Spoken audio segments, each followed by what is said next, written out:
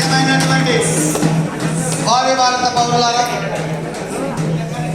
రాబోయే కాలానికి కాబోయే డాక్టర్లు, సైంటిస్టులు, శాస్త్రవేత్తలు, రాజకీయ నాయకులు, ఈ సమాజాన్ని ప్రభావితం చేసే వ్యక్తులుగా మీరు కాబోయే శక్తుల్ని, అటువంటి వ్యక్తులకు ఈరోజు సమావేశ ప్రధాన ఉద్దేశం నవభారత రాజ్యాంగ నిర్మాత, పేదల పెన్నిది, ఈ భారతదేశానికే కాదు ప్రపంచానికే ఒక దిక్సూచిగా ఉన్నటువంటి భారతరత్న బాబాసాహెబ్ అంబేద్కర్ గారి వర్ధంతి కార్యక్రమం. ఈయన గురించి రెండు విషయాలు మనం ముచ్చటించుకున్నాం. అందుకో దండాలు బాబా అంబేద్కర్ అంబరాన ఉన్నట్టే సుఖలు బంధు. అందుకో దండాలు బాబా అంబేద్కర్ అంబరాన ఉన్నట్టే సుఖలు బంధు. ముందుగా ఎనదలచి పాటలు పాడే చీకటి మా గుండెలో సూర్యుడు పడబందు. చీకటి మా గుండెలో సూర్యుడు పడబందు. నీలాలి భీమబాయి, నీ తండ్రి రామ్జీ, నీ ఊరు అంబవాడు, నీ జిల్లా రత్నగిరి.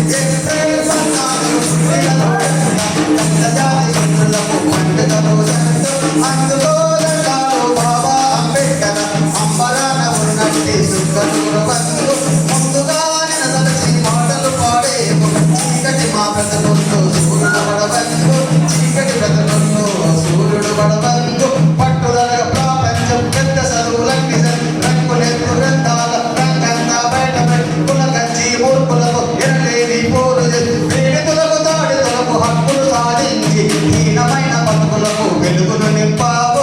అందుకో దండాలు బాబా అంబేద్కర్ అంబరాన ఉన్నట్టి సుఖలు బంధు. ముందుగా తలచి పాటలు పాడే చీకటి మా బ్రతుకుల్లో సూర్యుడు పడబంగు. అంటరాని వాడంటూ అగ్రకుల మూర్ఖులంతా, అంటరాని వాడంటూ అగ్రకుల మూర్ఖులంతా, నిన్ను అగ్రకుల మూర్ఖులంతా పాఠశాల చదువుకుంటున్నప్పుడు అంటరాని వాడని వెంటాడి వెలివేసినటువంటి వ్యక్తి బాబాసాహెబ్.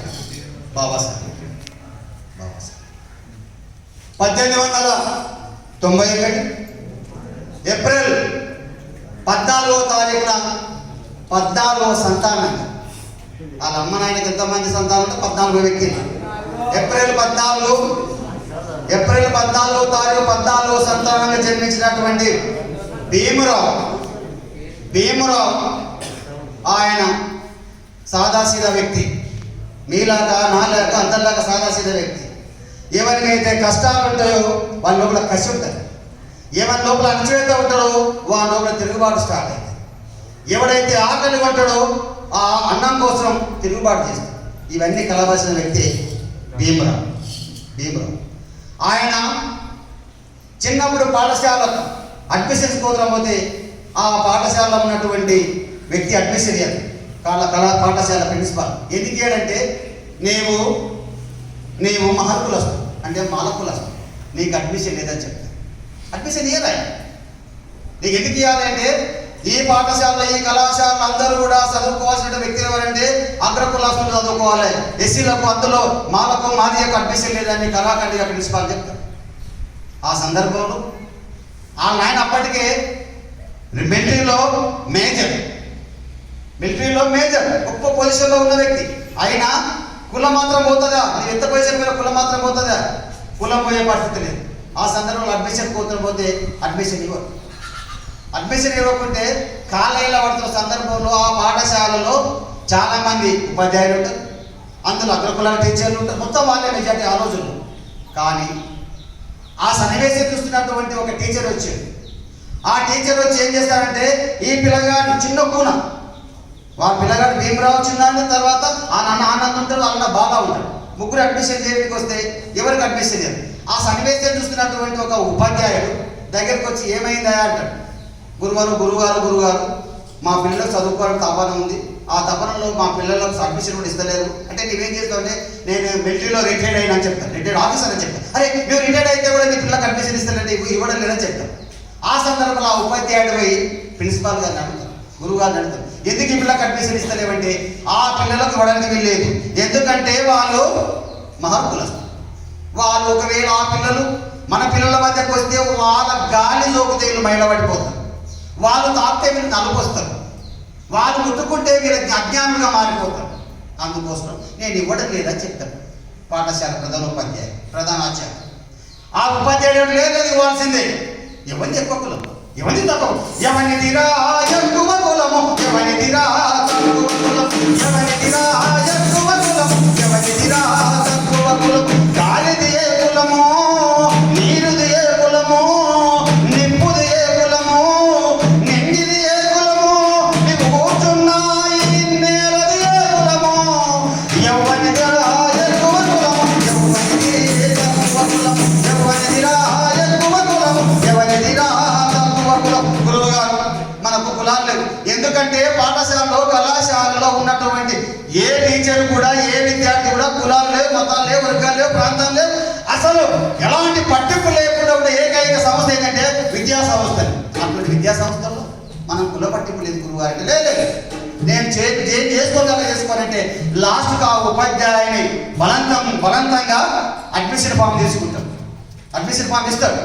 ఆ పిల్లగానికి మన పిల్లకి ఎవరైతే నీవే బాధ్యుడు అంటే నేనే బాధ్యుడు, నా ఉద్యోగాన్ని వదులుకొని నేను వెళ్ళిపోతా అని చెప్తాను. ఆ గురుగారు వస్తారు.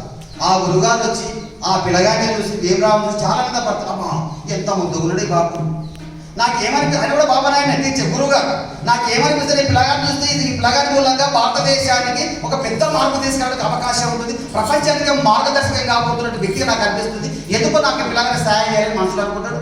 ఆ ముగ్గురు పిల్లలను పిలుచుకుంటాడు. భీమరావును, ఆనందును, బాలాను, అలాగే రామ్జీని పిలుచుకొని మాట్లాడుతూ సందర్భం అడ్మిషన్ ఫామ్ తీసుకుంటాడు. అడ్మిషన్ ఫామ్ రాస్తుంటారు అన్ని. మనం చిన్నప్పుడు కూడా మీరు పాఠశాలలో అడ్మిషన్ ఫామ్ రాస్తారు కదా. అట్లా రాస్తున్నప్పుడు ఏం చేస్తారంటే ఆయన పేరు భీమరావు అలానే చెప్పి ఏం పేరు భీమరావు. ఆయన ఏం చేస్తారు లాస్ట్కు తనే కడతాం, తనే అంతా తీసుకుంటాం. అయ్యా నీ పిల్లగారి పేరు భీమరావే ఉండేది. ఎందుకంటే గురువుకు దక్షిణ వ్యాఖ్య గురుదక్షిణ ఇచ్చేవాళ్ళు. నా గురుదక్షిణ ఏమి ఇస్తారంటే నీ పిల్లగానికి నా పేరు పెట్టుకుంటా, నీ పిల్లగానికి నా పేరు పెట్టుకుంటే గురువు నాకు అభ్యంతరం లేదని చెప్తే ఎందుకు పెట్టుకుంటే నాకు కూడా స్వార్థపరం నేను కూడా. ఎందుకంటే ఈ బాబు చూస్తుంటే నాకు ఏదైతే పెద్ద విజ్ఞానగనిగా పోతా ఉన్నాడు, ప్రపంచానికి దిక్సూచిగా పోతున్నా ఉన్నాడు. ఈ పిల్లగాని మూలంగా భారతదేశానికి ఒక గౌరవం రాబోతా ఉన్నట్టు నాకు ఆలోచన వచ్చింది. కాబట్టి నేను ఈ పిల్లగాని నా పేరు పెట్టుకోవచ్చు. ఏ పేరు రాస్తారు? B R Ambedkar. B for Bhimrao, R for Ramji, తర్వాత అంబేద్కర్. ఆ గురువు అంబేద్కరే ఈ అంబేద్కర్ మన అంబేద్కర్. భీమరావే ఏం మారిండు? అంబేద్కర్గా మారిండు.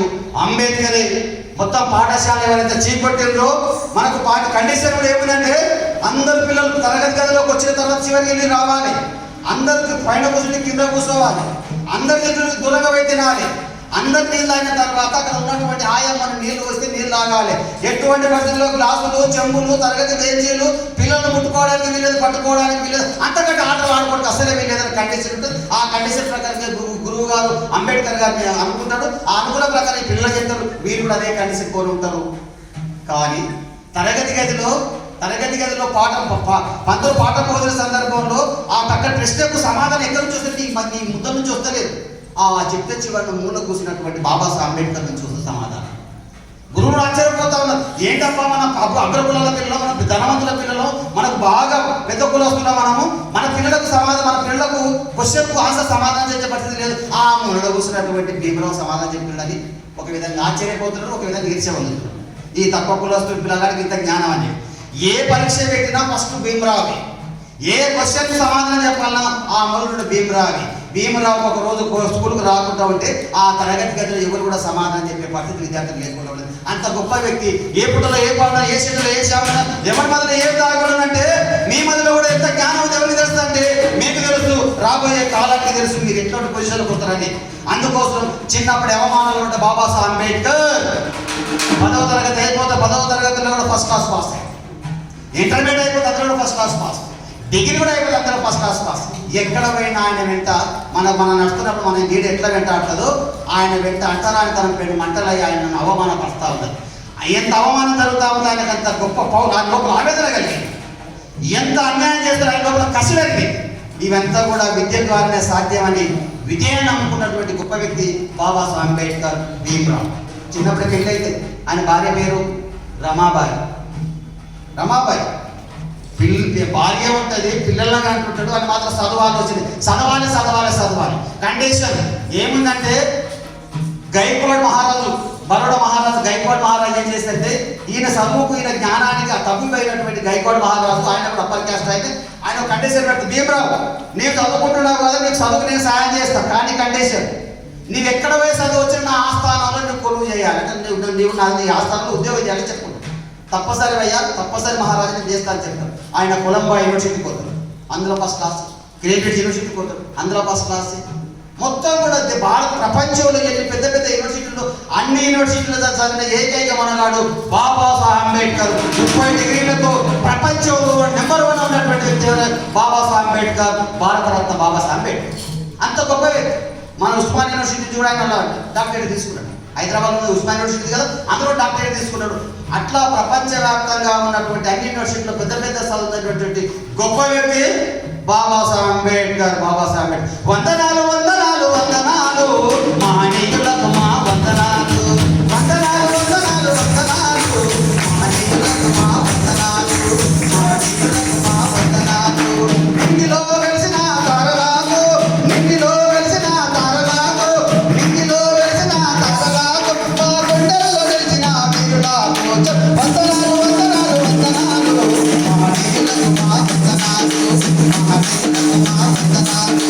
మహనీయులకు మా వందనాలు. మహరంలో పుట్టిన మహనీయులు, విశ్వమంత మొక్కేటి పూజనీయులు,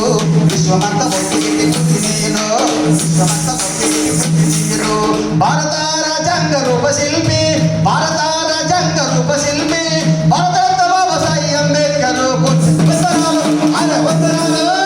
వందనాలు మహనీయులకు మా వందనాలు, మహనీయులకు మా వందనాలు. మా వందనాలు బాబాసాహెబ్కి చెప్పుకుందామా? ఒకసారి తప్పని కొట్టాలి మీరందరూ. ప్రియమైన విద్యార్థులారా, బాబాసాహెబ్ అంబేద్కర్ ఎంతో శ్రమపడ్డాడు, మామూలు శ్రమగా ఎంతో శ్రమపడ్డాడు. అందుకో ఆయనకు ఇష్టమైన ఏంటంటే పుస్తకాలు. ఆయన ఏం చెప్తారంటే కడుపు నిండా తెలియదు నాకు, ఆయనకి భోజన ప్రియుడు. ఒంటి నిండా మంచి బట్టలు వేసుకోవాలి, అందమైన బట్టలు కట్టుకోవాలి. అందుకే బాబాసాహెబ్ అంబేద్కర్ ఎక్కడైనా కోటుతోనే కనిపిస్తాడు. మాకు అంత అద్భుతమైనటువంటి బట్టలు పిచ్చి ఆయన కూడా. దాంతోపాటు అన్నిటి కనిపించి పుస్తకాలు, ఎక్కడ ఏ ప్రాంతానికి పోయినా ఆ ప్రాంతంలో గొప్పతనం గురించిన పుస్తకాలు అంటే తప్పనిసరి తీసుకొచ్చుకునేటోడు. ఆయన దగ్గర 40,000 పుస్తకాలు ఆయన ఇంటిలో ఉండేవి. సపరేట్గా గ్రంథాలయమే కట్టుకున్నాడు పుస్తకాల కోసం. అంటే పుస్తకము మస్తికం, అందుకే చదవాలి, ఎదగాలి. పుస్తకాలు చదవాలని చెప్తాం. బాబాసాహెబ్ అంబేద్కర్ ఆ విధంగా ప్రపంచం మొత్తం తిరిగొచ్చి, ప్రపంచంలో ఉన్నటువంటి అనేక యూనివర్సిటీలు తిరిగొచ్చి ఆ యూనివర్సిటీలో విద్యాభ్యాసం చేసుకున్నటువంటి గొప్ప వ్యక్తి బాబాసాహెబ్ అంబేద్కర్. అందుకోసమే కొలంబియా యూనివర్సిటీలో మనం లోపలికి ఎంటర్ అయ్యేదేవిడ పెద్ద నిలువెత్తి విగ్రహం కనిపిస్తుంది బాబాసాహెబ్ అంబేద్కర్. గుర్తున్నట్టు ప్రపంచంలో ఉన్నటువంటి అతిపెద్ద యూనివర్సిటీలో కూడా కేంబ్రిడ్జ్, కొలంబియా యూనివర్సిటీ గొప్పవి. దానికి ఎంటర్ అవుతున్నట్టు సందర్భంలో మనకు అంబేద్కర్ బొమ్మ పెట్టుకున్నారు. ఎందుకు బొమ్మ పెట్టుకున్నారంటే మా యూనివర్సిటీ స్టూడెంట్స్ మాకు గర్వకారణం. ఇట్లాంటి యూనివర్సిటీ భవిష్యత్తులో 100 సంవత్సరాలకు రాడు, 100 సంవత్సరాలకు స్ఫూర్తిగా ఉన్నటువంటి వ్యక్తి బాబాసాహెబ్ అంబేద్కర్ అని అక్కడ విగ్రహం చేస్తున్నటువంటి గొప్ప వ్యక్తి బాబాసాహెబ్ అంబేద్కర్. గట్లా ప్రపంచవ్యాప్తంగా మొత్తం తిరిగించు. అయితే దక్షిణాఫ్రికా కొనే తర్వాత దక్షిణాఫ్రికాలో మహాత్మా గాంధీ కూడా దక్షిణాఫ్రికా పర్యటనలో ఉన్నాడు. బాబాసాహెబ్ మహాత్మా గాంధీ దక్షిణాఫ్రికాలో లా చేయకపోయాడు. లా చేసిన సందర్భంలో అక్కడ మన వివక్షత ఎట్లా ఉండేది? భారతదేశం అంటే నిచ్చిన మెట్ల కుల వ్యవస్థ. కులం నాది ఎక్కువ కులం, నీది తక్కువ కులం, నీది ఎక్కువ కులం, నాకు ఎక్కువ కులం, ఇక్కడ కుల వ్యవస్థ ఉండేది. అక్కడే ఉంది వర్ణ వ్యవస్థ. నల్లోళ్ళు తెల్లోళ్ళు. దక్షిణాఫ్రికా అంటే మొత్తం నల్లోలమైన. అక్కడ ఉన్న సందర్భంలో ఒక మన మహాత్మా గాంధీ రైల్లో ప్రయాణం చేసిన సందర్భంలో రైల్లో ప్రయాణం చేస్తుంటే మహాత్మా గాంధీ కూర్చున్నారు, మహాత్మా గాంధీ పక్కన తెల్లోళ్ళు కూర్చున్నారు, పక్కన నల్లోళ్ళు కూర్చున్నారు. తెల్లోళ్ళు వచ్చి నల్లోళ్ళను అశాంత తిరిగి దెబ్బేసింది. అంటే వివక్షత ఉండేది. అది ఆయన అనుకున్నట్టు ఏంది ఇంత వివక్షత ఉంది దేశంలో అంటే తప్ప సమస్య లేకుండా ఇక్కడ వర్ణ వివక్షత ఉంది, తెల్లోళ్ళు నల్ల వివక్షత ఉందని చెప్తారు. ఆయన అక్కడ ఏం చేసినట్టు మనకు నల్లులకు సమాధానం, నల్లులకు పక్షాన పోరాటం చేసి ఏం చెప్పినట్టే ఎటువంటి పట్టులు శాంతియుత మార్గంలో, అహింసా మార్గంలో పోరాటం చేయాలి. ఎప్పటికైనా తెల్లోళ్ళు నల్లోళ్ళను గౌరవించే రోజులు వస్తాయి, మీరు పోరాటం చేయండి, ఆ దక్షిణాఫ్రికాలో మహాత్మా గాంధీ పిలుపునిస్తారు. అదే స్ఫూర్తితోన బాబాసాహెబ్ అంబేద్కర్ కూడా ఎల్ఎల్బి పూర్తి చేసుకొని భారతదేశానికి వస్తాడు. బాంబే ప్రాంతంలో నివసించిన సందర్భంలో కుల వివక్ష మీద పోరాటం చేసినటువంటి గొప్ప వ్యక్తి బాబాసాహెబ్ అంబేద్కర్. కవిగా, రచయితగా, గాయకుడిగా, జర్నలిస్టుగా, అదేవిధంగా పార్టీ లీడర్గా ఎన్నో రకాలైనటువంటి అనేక అంశాలను పరిశోధన చేసి పరిశీలన చేసినటువంటి గొప్ప వ్యక్తి బాబాసాహెబ్ అంబేద్కర్. అందుకే ఆయన 3 విషయాల్లో పోరాటం చేస్తారు. మహది చెరువు పోరాటం, ఆ చెరువు ఊరికి పక్కన ఉంటుందంట, ఆ చెరువులో ఎవరు నీళ్ళు తాగాలి, ఆ ప్రాంతం ఉన్నటువంటి అగ్రకులాలే నీళ్ళు తాగాలి, దళిత భోజనం నీళ్ళు తాగే వీలు లేదు. ఒకవేళ ఆ ప్రాంతంలో ఎస్సీ నుండి నీళ్ళు తాగాలి, వాళ్ళు స్నానం చేయంగా మలమూత్రాలు చేయంగా సైడ్ కాల్లో కొన్ని నీళ్ళు వస్తే ఆ సైడ్ కాల్లో నీళ్లను మనకు ఫిల్టర్ వాటర్ అయితే గుంత తీసి ఆ గుంతలో ఉడగొట్టుకొని ఆ నీళ్ళు తాగే పరిస్థితి అక్కడ దళితులకు ఉండేది. ఆ సంస్కృతిని చూసినటువంటి బాబాసాహెబ్ అంబేద్కర్ ఇక్కడ ఉన్నటువంటి చెరువుల నీళ్ళు ఎవరు తాగుతారు, ఆ గ్రామంలో అగ్రకులాలు తాగుతారు, మిగతా వాళ్ళు తాగడానికి అవకాశం లేదంటే ప్రపంచంలో మొట్టమొదటిసారిగా దళితుల పక్షాన 1000 మందిని తీసుకుపోయి మాది చెరువును ముట్టడించినటువంటి పెద్ద ఉద్యమం బాబాసాహెబ్ అంబేద్కర్ చేసిండు. ఆ చెరువు ఊరిది, ఆ చెరువులో ఉన్నటువంటి నీళ్లు ప్రకృతి ఇచ్చినటువంటిది. కాబట్టి మనం కూడా ప్రకృతి మనుషులమే, మనకు మీకు ఎంత హక్కు ఉంది, ఆ చెరువులో మాకు కూడా అంతే హక్కు ఉంది అని ఆ చెరువు మీద పోరాటం చేసినటువంటి వ్యక్తి, ఆ చెరువు నీళ్ళను దళితులకు తాపించినటువంటి వ్యక్తి బాబాసాహెబ్ అంబేద్కర్. అంత గొప్పవాడు. అదేవిధంగా పూర్వకాలంలో దళితులు వేదాలను చదివితే నాలుక కట్ చేస్తుండ్రు, వేదాలను వింటేసి ఉల్లసిపోస్తాడు. అటువంటి సంస్కృతి మీద మనవాద సిద్ధాంతాన్ని, మనవాద పీఠికలను బాహటంగా తగలబెట్టేటువంటి వ్యక్తి బాబాసాహెబ్ అంబేద్కర్. అదేవిధంగా ఈరోజు ఎస్టీలుగా బీసీలుగా అమ్మాయిలుగా మనం ఉన్నాయి, రిజర్వేషన్లు ఉన్నాయి కదా, మాకు కూడా రిజర్వేషన్లు కావాలని ఇంగ్లీష్ వాళ్ళ దగ్గర పోరాటం చేసినటువంటి గొప్ప వ్యక్తి బాబాసాహెబ్ అంబేద్కర్. అందుకు చెప్పేది ఏంటంటే ఈ దేశంలో ఉన్నాం, మనం కూడా అందరికి సమాన అవకాశాలు ఉన్నాయి. ఇక్కడ ఉన్నటువంటి అమ్మాయిలు అబ్బాయిలు అందరూ సమానంగా ఉన్నారా? ఒకటి ఎత్తు ఉండొచ్చు, ఒకటి లావు ఉండొచ్చు, ఒకటి దుబ్బ ఉండొచ్చు, బక్క ఉండొచ్చు, తెల్లగా ఉండొచ్చు, నల్లగా ఉండొచ్చు, ఎట్లా ఉంటే అందరూ కూడా మనుషులే కదా, అందరిలో ప్రవేశం రక్తమే కదా. అటువంటి సమాజాన్ని మనం అందరూ కూడా మనుషులమని చెప్పడానికి, ఈ సమాజాన్ని ప్రభావితం చేసినటువంటి వ్యక్తి, గొప్ప వ్యక్తి బాబాసాహెబ్ అంబేద్కర్. భారతరత్న బాబాసాహెబ్ అంబేద్కర్. ఆ విధంగా పోరాటం చేసిన సందర్భంలో బ్రిటిష్ ప్రభుత్వం ఏం చేసిందంటే, మన దేశానికి స్వాతంత్రం ఇంకా రాలేదు, అప్పుడు ఆయనను బాంబే శాసన మండలి సభ్యుడిగా నియమించి, ఇంత గొప్ప వ్యక్తి బాంబే శాసన మండలి సభ్యుడిగా నియమించి ఆ పరంపర కొనసాగుతున్న సందర్భంలో భారతదేశం అది ఎప్పుడు భారతదేశంలో ఇంతకు ఇలాంటి కుల వివక్షత ఉంది, ఇట్లాంటి వర్ణ వివక్షత ఉంది. అసలు కారణం ఏంటంటే బాబాసాహెబ్ అంబేద్కర్ను మొత్తం బ్రిటిషర్లు అంటే బాబాసాహెబ్ అంబేద్కర్ మొత్తం కూడా పూసకూర్చొని చెప్తారు. ఈ దేశంలో దళితులు సంస్కృతం చదవడానికి వీల్లేదు, ఈ దేశంలో దళితులు మంచి బట్టలు కట్టడానికి వీల్లేదు, ఈ దేశంలో దళితులు ఎటువంటి బట్టలు కట్టుకోవాలి, గోసె కట్టుకోవాలి, బట్టలకి అవకాశం లేదు, అగ్రకులాల ఇళ్ళ పొట్టి పోతుంటే చెప్పులు తోడడానికి వీల్లేనటువంటి నిజమైన సంస్కృతి ఉంది. ఇటువంటి సంస్కృతి అంతా పోవాలంటే ఆయన చెప్పింది ఏంటంటే అందరూ కూడా చదువుకోవాలని చెప్పింది. మీకు సావిత్రిబాయి తెలిసే ఉంటుంది, చదువుల తల్లి సావిత్రిబాయి, వాళ్ళ భర్త మహాత్మా జ్యోతిబా పూలే. సావిత్రిబాయి లేకుంటే మీరు లేని నేను ఇవ్వడం కూడా లేవు. మహాత్మా జ్యోతిబా పూలే లేకుంటే ఈ దేశంలో విద్యా వ్యవస్థ ఉండే ముచ్చటే లేదు. అంత గొప్ప వ్యక్తులు. వాళ్ళు ఏం చేసిందంటే భారతదేశంలో అన్ని కులాల, మతాల, వర్గాల అమ్మాయిలు, అబ్బాయిలు అందరూ చదువుకోవాలని మొట్టమొదటిసారిగా భారతదేశంలో 1848 సంవత్సరం జనవరి 3వ తారీఖున చదువుల తల్లి సావిత్రిబాయి, అదేవిధంగా మహాత్మా జ్యోతిబా పూలే బాంబే పూణే ప్రాంతంలో బుధవారపేటలో పాఠశాలను ఏర్పాటు చేసిన ఆ పాఠశాల ఎస్పెషల్లీ అమ్మాయిల కోసం ఎందుకు చెప్పిన అమ్మాయిల కోసం? ఎందుకంటే ఈ వ్యవస్థ మారాలంటే ఫస్ట్ మహిళలు మారాలి, ఈ వ్యవస్థ సక్రమంగా ఉండాలంటే ఫస్ట్ అమ్మాయిలు మారాలి, ఈ వ్యవస్థ బాగుపడాలంటే ముందు మహిళలు మారాలి. అందుకోసం మహిళా చైతన్యం కోసమే భారతదేశంలో మొట్టమొదటిసారిగా పాఠశాల ఏర్పాటు చేసినటువంటి గొప్ప పుణ్య దంపతులు సావిత్రిబాయి పూలే, మహాత్మా జ్యోతిబా పూలే దంపతులు. మహాత్మా డాక్టర్ బిఆర్ అంబేద్కర్ అనుకుంటారు. నాకు ముగ్గురు గురువులు ఉన్నారు. ఒకరు గౌతమ బుద్ధుడు. ఎందుకంటే గౌతమ బుద్ధుడు రాజు అయి కూడా ఈ జనహితం కోసం, జన చైతన్యం కోసం రాజ్యాన్ని, భార్యను, కుటుంబాన్ని, కొడుకును వదిలిపెట్టి సన్యాసిగా మారినటువంటి గొప్ప వ్యక్తి మనకు గౌతమ బుద్ధుడు. నాకు మొదటి గురువు. రెండో గురువు భక్త కబీర్. మీరు భక్త కబీర్ చరిత్ర చదివింటారు. భక్త కబీర్ కూడా నాకు రెండవ గురువు. అదేవిధంగా ఈ సమాజాన్ని చైతన్యం చేసినటువంటి గొప్ప వ్యక్తి మహాత్మా జ్యోతిబా పూలే నాకు మూడవ గురువు అని చెప్పుకున్నటువంటి గొప్ప వ్యక్తి మన బాబాసాహెబ్ అంబేద్కర్ కనిపిస్తారు. అంత చదువుల పుత్రుడైనటువంటి బాబాసాహెబ్ అంబేద్కర్ ఈ దేశం ఉన్నటువంటి అంటరానితనాలపై నేను మంటలై ఈ సమాజాన్ని మార్పు కోసం నిరంతరం పరితరించినటువంటి గొప్ప వ్యక్తి బాబాసాహెబ్ అంబేద్కర్. ఆ విధంగా భారతదేశానికి స్వాతంత్రం ఇస్తామని మన బ్రిటిషులు ప్రకటించారు. భారతదేశానికి మేము స్వాతంత్రం ఇస్తామని బ్రిటిషులు ప్రకటించి మౌంట్ ఏం చేసిందంటే 1945 సెప్టెంబర్ 2వ తారీఖున మేము భారతదేశానికి స్వాతంత్రం ఇస్తామని ప్రకటన చేసింది. ఆ ప్రకటన తర్వాత దేశానికి ఏం చేసినట్టే దేశంలో మనకు ఒక కమిటీ వేసింది. ఆ కమిటీ రాజ్యాంగ పరిషత్ కమిటీ వేసింది. ఆ కమిటీ ఉద్దేశం ఏంటంటే ఈ దేశంలో పరిస్థితులు ఎట్లా ఉందో చూడాలని ఆ కమిటీ ఉద్దేశం. ఆ కమిటీలో బాబు రాజేంద్ర ప్రసాద్, పండిత్ జవహర్లాల్ నెహ్రూ, సర్దార్ వల్లభాయ్ పటేల్, బాబాసాహెబ్ అంబేద్కర్, జగజీవన్ రామ్, చాలా మంది మిత్రులు ఉన్నారు. ఆ కమిటీలో తీసుకొని రాజ్యాంగ పరిషత్ చైర్మన్గా మనకు బాబు రాజేంద్ర ప్రసాద్ చైర్మన్గా పెట్టింది. తర్వాత ఏం చేసిందంటే మనకు భారత రాజ్యాంగం ఉంది కదా, ముసాయిదా కమిటీ, భారత ముసాయిదా కమిటీ రాజ్యాంగాన్ని రచించడానికి ఒక కమిటీ కావాలి. ఆ కమిటీకి అధ్యక్షుడిగా బాబాసాహెబ్ అంబేద్కర్ ఉన్నాడు. ఆ కమిటీలో 6 మంది సభ్యులు ఉన్నారు. బాబాసాహెబ్ అంబేద్కర్ రాజ్యాంగ కమిటీకి, రాజ్యాంగ ముసాయిదా కమిటీకి చైర్మన్ అయిన తర్వాత ఆయన మొట్టమొదటిసారిగా 60 దేశాల రాజ్యాంగాలు చదివాడు. 60 దేశాల రాజ్యాంగాలు చదివిన 20 దేశాల రాజ్యాంగాలు ఏ విధంగా ఉన్న అవసోపన పట్టుకొని భారతదేశానికి ఎటువంటి రాజ్యాంగం కావాలనో తయారు చేసినటువంటి గొప్ప వ్యక్తి బాబాసాహెబ్ అంబేద్కర్. 64 దేశాల తిరుగుతున్న సందర్భంలో భారత రాజ్యాంగ ముసాయిదా కమిటీ, డ్రాఫ్టింగ్ కమిటీ మొత్తం కూడా 294 మంది సభ్యులు ఉండేది. ఆ 294 సభ్యులకు అయిన ఖర్చు 64 లక్షల, కేవలం 64 లక్షల రూపాయలతోన భారత రాజ్యాంగం రచించడానికి ఖర్చు అయింది. భారత రాజ్యాంగం రచించడానికి సందర్భంలో భారత రాజ్యాంగం ఎన్ని భాషల్లో రచించబడింది? 2 భాషలు, ఒకటి ఇంగ్లీషు, 2 హిందీ.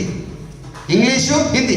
ఇప్పటి కూడా భారత రాజ్యాంగ స్వయాన రాసినటువంటి ఆ ప్రతులు ఉన్నాయి కదా, ఆ ప్రతులు ఎక్కడ ఉన్నాయంటే భారత పార్లమెంట్లో హీలియం పెట్టెలు భద్రంగా భద్రపరచారు, హీలియం పెట్టెలు. అదేవిధంగా ఇంగ్లీష్లో రాత రాసింది.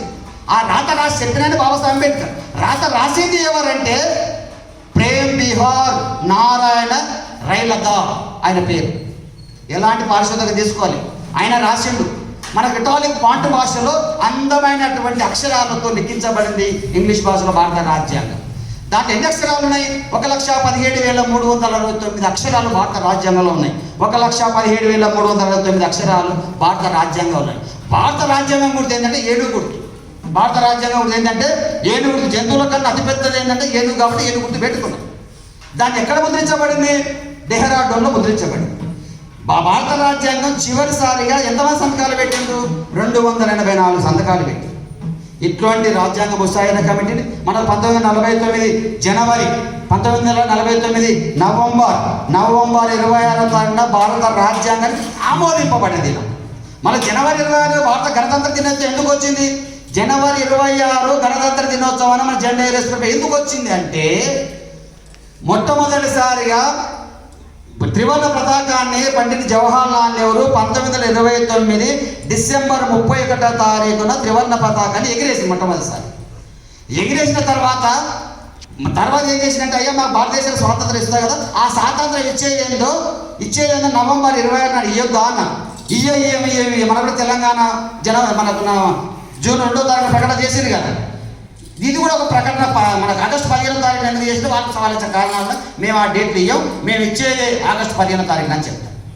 పండిత్ జవహర్లాల్ నెహ్రూ ఆ డ్రాఫ్టింగ్ కమిషన్ తర్వాత అందరూ కూడా సభ్యులు కూడా మాట్లాడుకొని, అయ్యా ఏం లేదు, మనం రాజ్యాంగం మనకు రాసిచ్చి ఇచ్చింది కదా, ఆ రాజ్యాంగాన్ని ఆమోదించిన దినం నవంబర్ 26 కదా. తర్వాత మనం ఏం చేద్దామంటే 1900 ఎప్పుడు రాజ్యాంగం ఎప్పుడు అమల్లోకి వచ్చింది? 1950 జనవరి 26వ తారీఖు నుంచి అమల్లోకి వచ్చినటువంటి భారత రాజ్యాంగం ఎందుకు ఆ రోజు అనుకున్నారంటే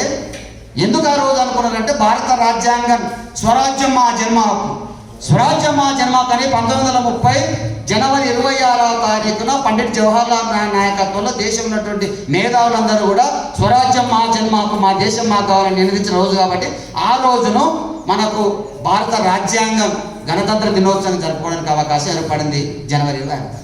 అట్లా భారత రాజ్యాంగం రాసింది. భారత రాజ్యాంగం రాసినటువంటి బాబాసాహెబ్ అంబేద్కర్ ఏమిచ్చింది సమాజానికి అంటే అన్ని ఇచ్చింది.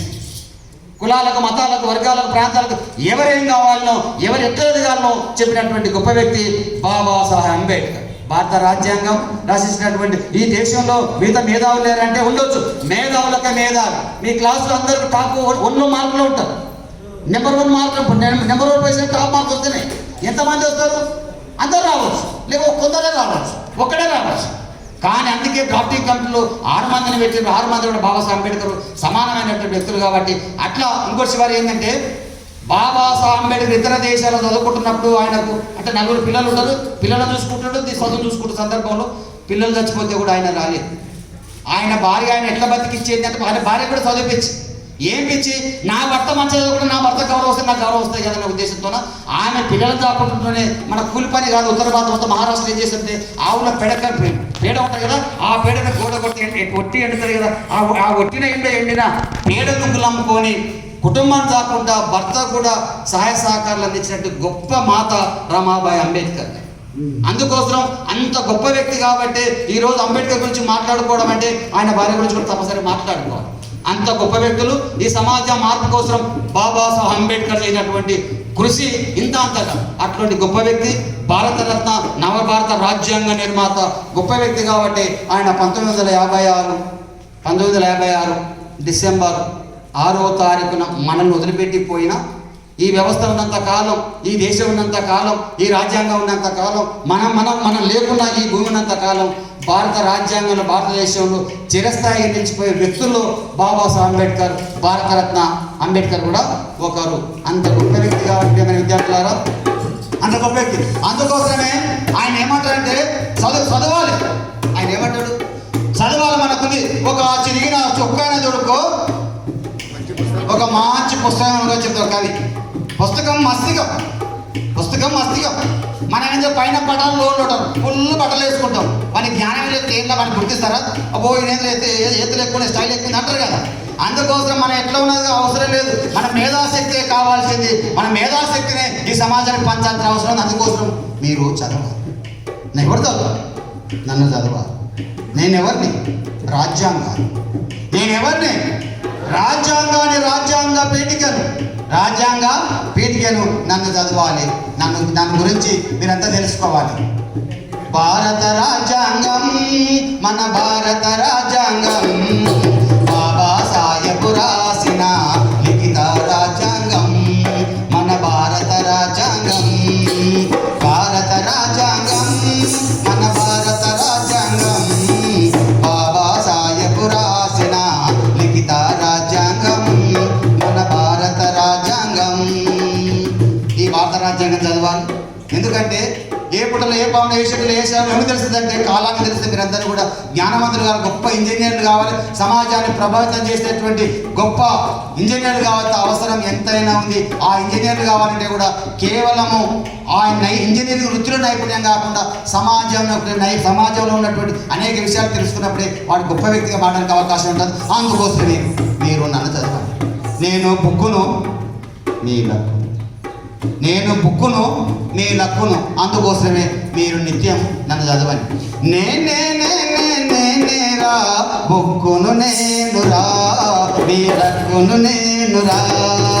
నేనేరా బుక్కును నేనురా, మీ లక్కును నేనురా.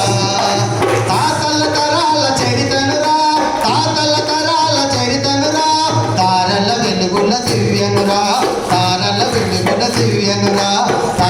వెలుగుల దివ్యనురా. తలదించి మీరు నన్ను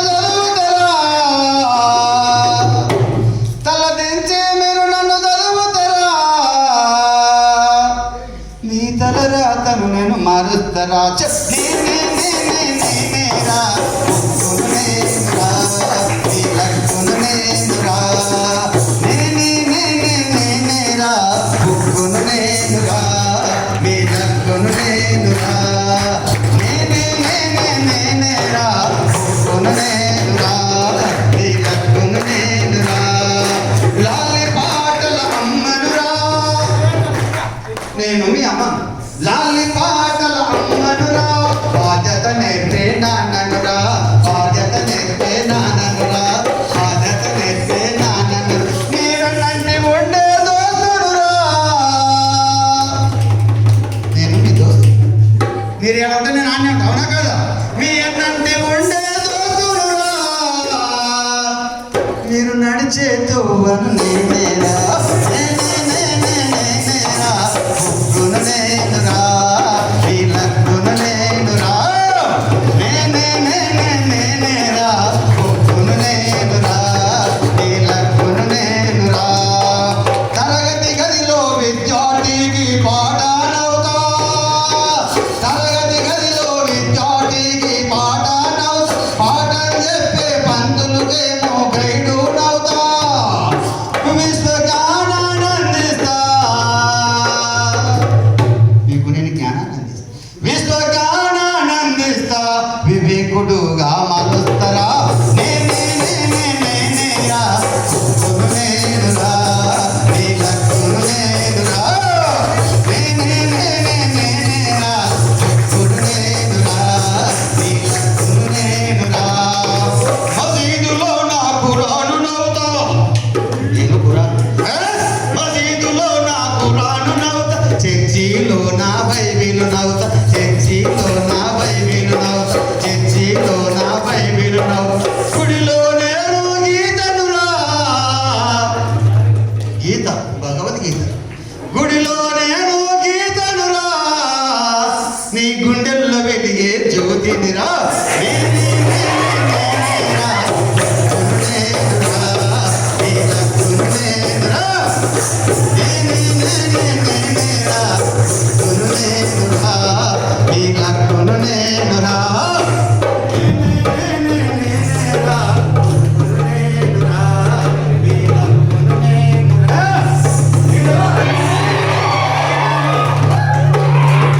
నేను ఈ గిరగిరగిరిగే భూగోళాన్ని, అల్లంత దూరంలో ఖగోళాన్ని, అల్లంత దూరంలో ఖగోళాన్ని, అల్లంత దూరంలో ఖగోళాన్ని, చెమట జీవుల కష్ట జీవుల చెమట చుక్కని, కష్ట జీవుల చెమట చుక్కని, కవులు రాసిన కవిత సంపుటి నేనేరా, నేనేరా పువ్వును నేనురా,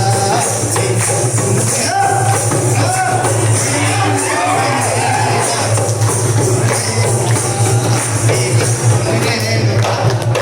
అందుకోసమే ప్రియమైన విద్యార్థులు, మీరు నిత్యం నన్ను చదవండి, నా గురించి తెలుసుకోండి, నా గురించి తెలుసుకోండి, నన్నే చదవండి.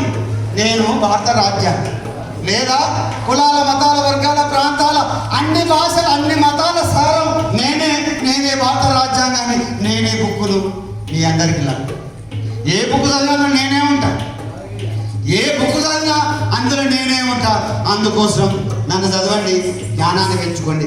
సమాజం మార్పు కోసం మీరందరూ కూడా జ్ఞానవంతులు కావాలనే ప్రధాన ఉద్దేశం. అందుకోసమే బాబాసాహెబ్ అంబేద్కర్ చెప్తారు, లేదా మహాత్మా జ్యోతిబాబులో చెప్తారు, సావిత్రిబాయి చదువుతారు, చదువుల తల్లి మమ్మ సావిత్రిబాయి మమ్మ, చదువుల తల్లి మమ్మ సావిత్రిబాయి మమ్మ, మహారాష్ట్రలోన మాలీ కులములోన, మహారాష్ట్రలోన మాలీ కులములోన పుట్టిన వ్యక్తి మమ్మ, పుట్టిన వ్యక్తి మమ్మ, పాఠశాలలన్న పెట్టిన బంధువులనే మమ్మ, సావిత్రిబాయి మమ్మ, చదువుల తల్లి మమ్మ, సావిత్రిబాయి మమ్మ, చదువుల తల్లి మమ్మ, చదువుల తల్లి సావిత్రిబాయి. అదేవిధంగా మహాత్మా జ్యోతిబాబు, అదేవిధంగా బాబాసాహెబ్ అంబేద్కర్. నిజంగా బాబాసాహెబ్ అంబేద్కర్ భారత రాజ్యాంగం రాకుండా ఉంటే ఈ దేశంలో చాలా కులాల మతాల వర్గాల విద్యార్థులు ప్రజలు కూడా అందరూ కూడా చదువుకు దూరంగా అయ్యేవాళ్ళు. మీరు కూడా చదువుకోవడానికి అవకాశమే లేకుండా చాలా మంది విద్యార్థులు కావచ్చు, చాలా మంది పెద్దలు కూడా పాఠశాలకు దూరంగా వీళ్ళు పెద్ద చదువుకునే పాఠశాల అనే రోజులు ఉంటుండే. ఆ రోజులు అట్లాంటిది కులాలు లేవు, మతాలు లేవు, వర్గాలు లేవు, ప్రాంతాలు లేవు, ఎవడైనా ఎప్పుడైనా ఏదైనా చదువుకోవడం అవకాశం ఉంది. అదే భారత రాజ్యాంగం, అదే బాబాసాహెబ్ ఇచ్చినటువంటి భారత రాజ్యాంగం. చదవాలి రాయన్ని ఆటంకాలు వచ్చిన, ఎదగాలి రాయన్ని ఇబ్బందులు వచ్చిన, చదవాలి రాయన్ని ఆటంకాలు వచ్చిన, ఎదగాలి రాయన్ని ఇబ్బందులు వచ్చిన, ఎదగాలి రాయన్ని ఇబ్బందులు వచ్చిన, అంటరాని కులములు పుట్టిన అంబేద్కరులు, అమెరికన్ ఏలిన అబ్రహము లింకనులు, అబ్రహము లింకనులు, అబ్రహము లింకనులు, అనువస్త్ర రూపకర్త అబ్దుల్ కలాం వలే, అనువస్త్ర రూపకర్త అబ్దుల్ కలాం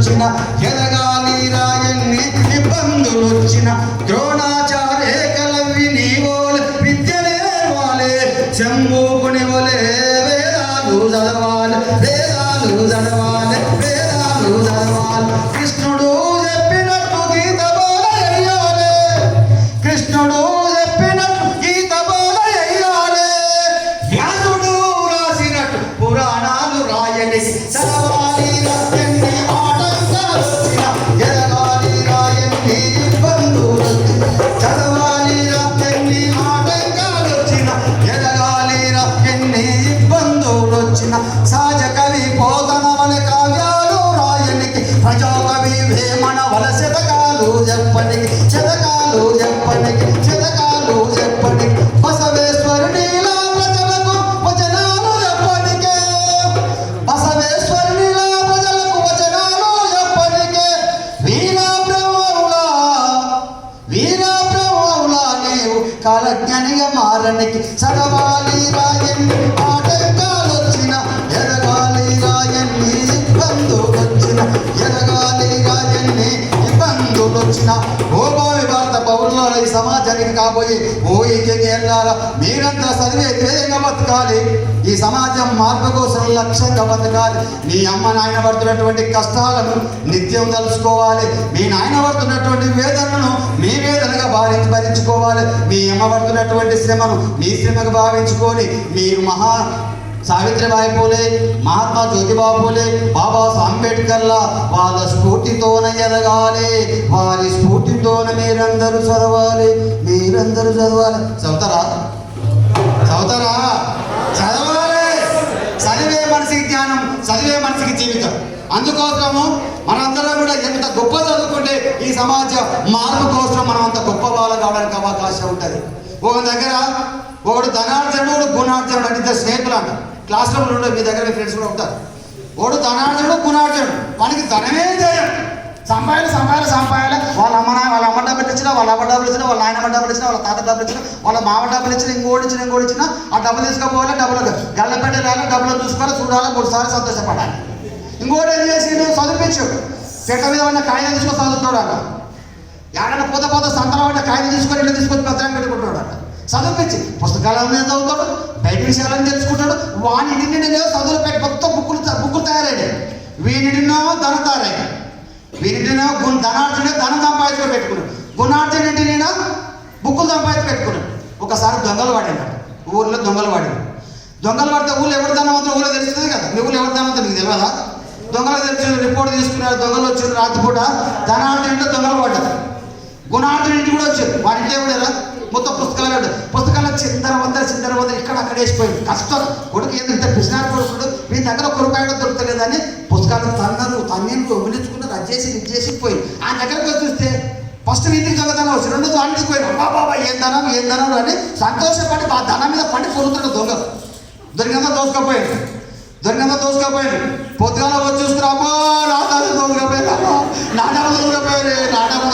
వాడు రోడ్డులో పండి పొల్లాడుతున్నాడు ఎవరు ధనార్జునుడు గుణార్జునుడు ఏం చేసినట్ట అరే బద్మాస్ కొడుకు నేను పుస్తకం కొన్ని తీసుకుపోయలేదు నాకు కూడా బరువు తక్కువైతే అనుకున్నాను అందుకోసము దొరలు దోచలేరు దొంగలెత్తుకపోరు బాతృజనం వచ్చి పంచుకోరు విశ్వవర్ధనమున విద్యాధనముర లలిత సుగుణ జాల తెలుగు బాల అందుకోసం మీరు బాగా చదువుకోవాలి ధనం కంటే జ్ఞానం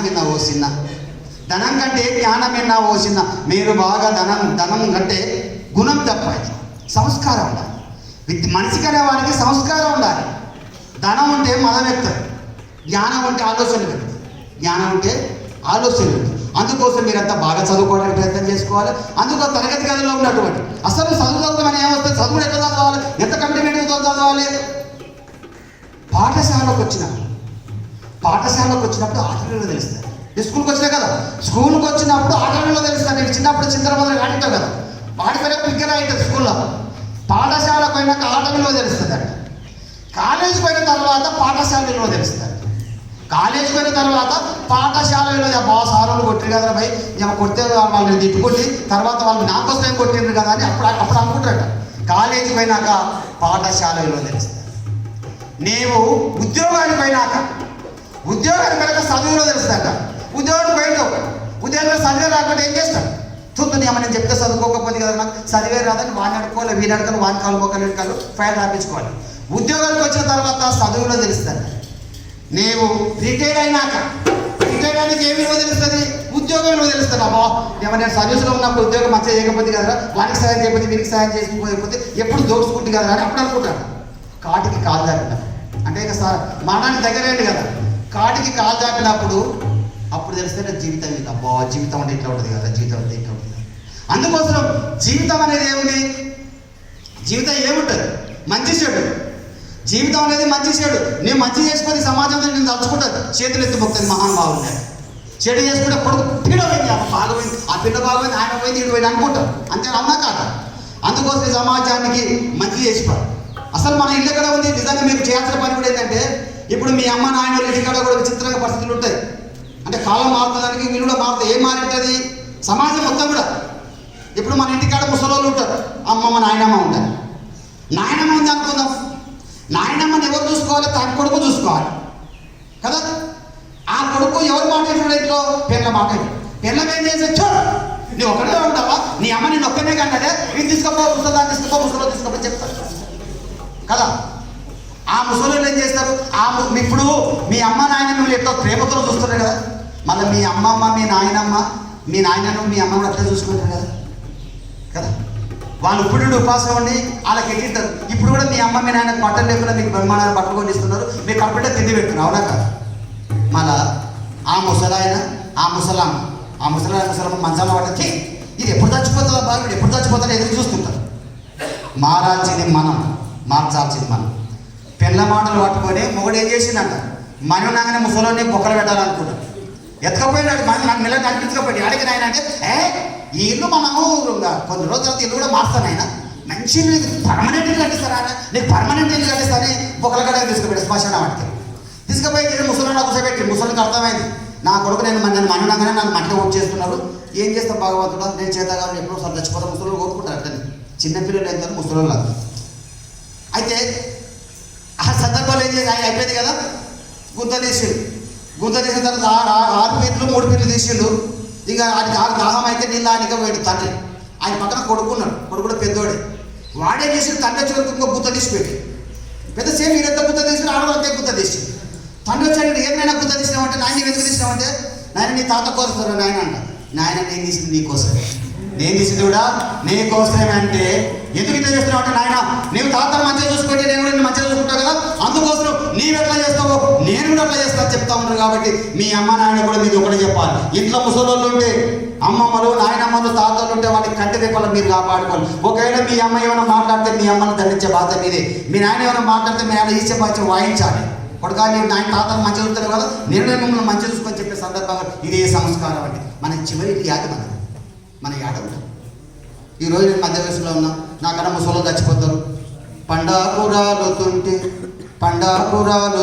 పసరాకు నవ్వేనంట, పండాకురాలుతుంటే పసరాకు నవ్వేనంట, పసరాకు పండాకు అయితా ఎప్పుడో ఓసారి నేను రాలిపోతన్న సంగతి మరిచి, పండాకురాలుతుంటే పసరాకు నవ్వేనంట.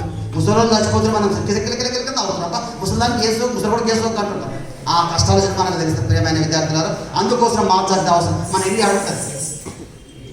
యాడున్నది నీ ఇల్లు, యాడున్నది నీ ఇల్లు, అడవిల పొదలల్లా నీ బొమ్మరిల్లు, యాడున్నది నీ ఇల్లు, యాడున్నది నీ ఇల్లు, బాగోతమే ఉన్నన్నాళ్ళు, బంధు బర్గం ఆట కొన్ని నాళ్ళు, బాగోతమే ఉన్నన్నాళ్ళు, గండు సీమల పాలు బంగారు ఒళ్ళు, యాడున్నది నీ ఇల్లు, యాడున్నది నీ ఇల్లు,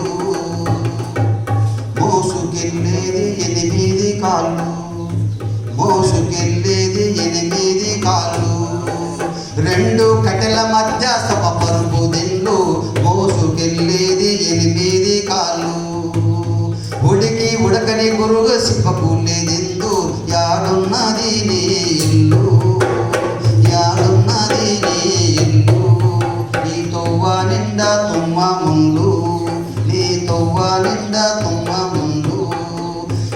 ఇంత చేసేరు తంగేడు పూలు నీ తొవ్వ నిండా తుమ్మ ముందు నీ తొవ్వ నిండా తుమ్మ ముందు ప్రాణముండగా పంచేంద్రియాలు ప్రాణముండగా పంచేంద్రియాలు యమునోడు చేతికి పంచభూతాలు యాడున్నది నీళ్ళు యాడున్నది నీళ్ళు విటు ముందా చెట్టు ముందా తర్కం విటు ముందా చెట్టు ముందా తర్కం ఏది ఏమైతేనే జరుగు సంపర్కం విటు ముందా చెట్టు ముందా తర్కం భూభ్రమణ భూగోళ వృత్తం భూభ్రమణ భూగోళ వృత్తం బ్రహ్మ రాతెట్లా రాస్తాడు అప్పుడతని చిత్తం యాడున్నది నీ ఇల్లు అడవిల పొదలల్లా నీ బొమ్మరిల్లు యాడున్నది నీ ఇల్లు మన ఇల్లు కూడా అక్కడనే ఉంటుంది.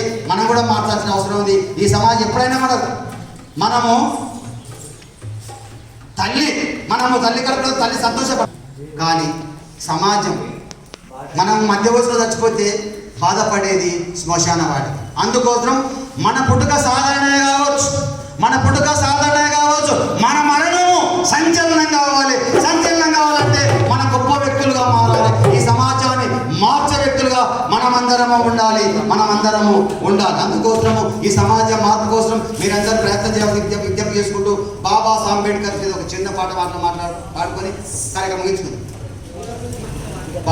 అంబేద్కర్ ఉన్నప్పుడు అసలు దేశంలో అంబేద్కర్ లేనే లేడు. ఏమైపోయాడు? అంబేద్కర్ పుట్టకుంటే ఎలా ఉండేటోళ్ళమో రాజ్యాంగం రాయకుంటే ఎట్లా బతికేటోళ్ళమో అంబేద్కర్ పుట్టకుంటే ఎలా ఉండేటోళ్ళమో రాజ్యాంగం రాయకుంటే ఎట్లా బతికేటోళ్ళమో అంబేద్కర్ పుట్టకుంటే ఎలా ఉండేటోళ్ళమో రాజ్యాంగం రాయకుంటే ఎట్లా బతికేటోళ్ళమో పెద్ద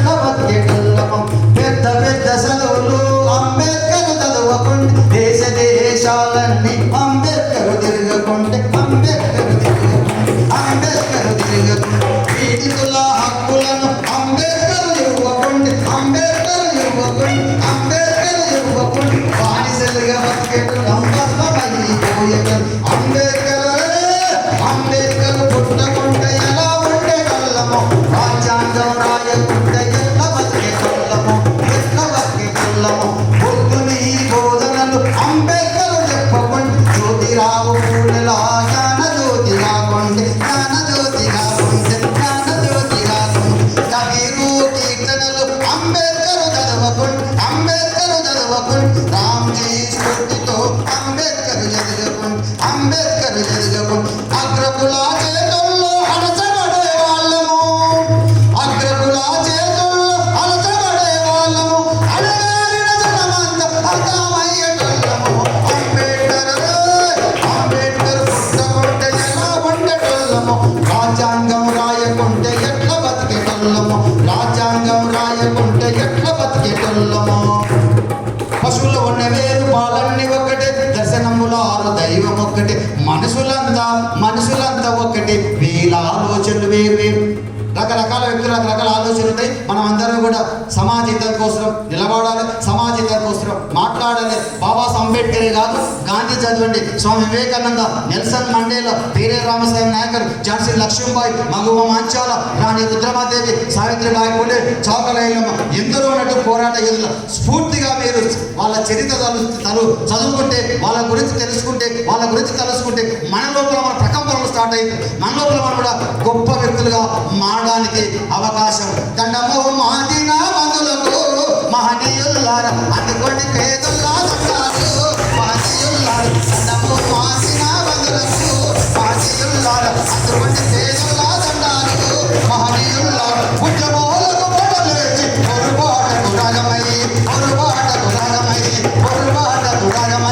గుండెలల్లో గుండెలల్లో నిలిచిపోతారా మహనీయుల్లార చుక్కలై వెలుగుతున్నారా మహనీయుల్లార దండమో మాదిన బంధులకు మహనీయుల్లార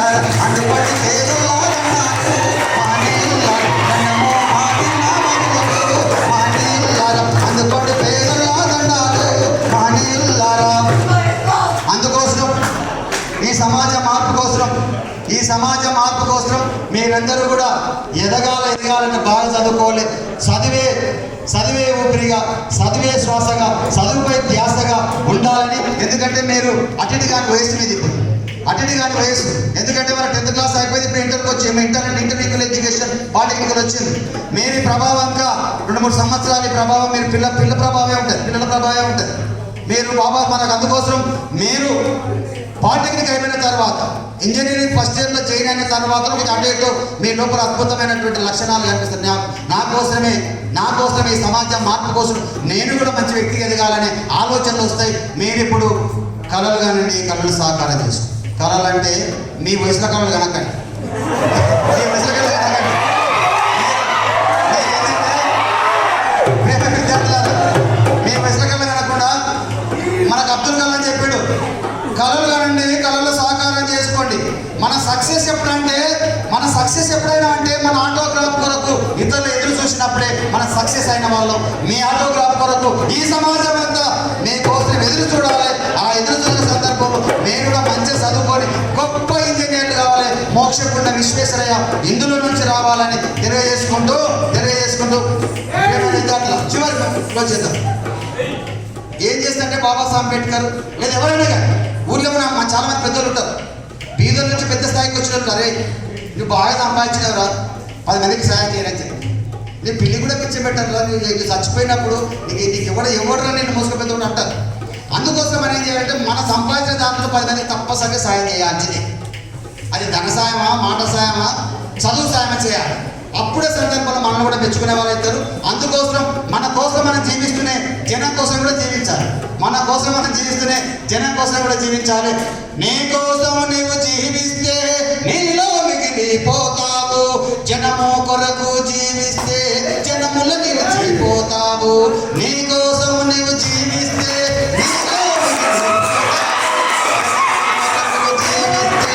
జనముల నిలిచిపోతావు.